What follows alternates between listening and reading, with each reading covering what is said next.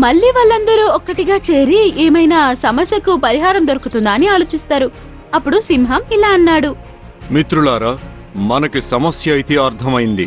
అయితే మనం ఇప్పుడు ఆ సమస్య యొక్క అంతం చూడాలి.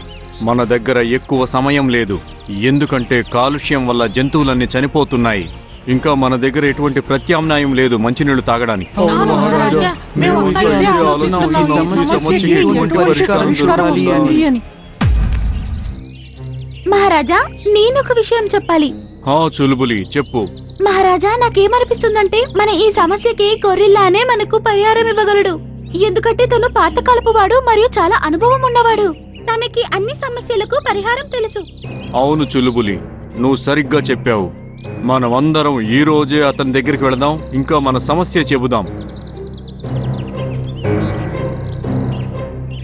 మరియు అందరూ చేరి బాబా గొరిల్లా దగ్గరికి వెళ్లారు.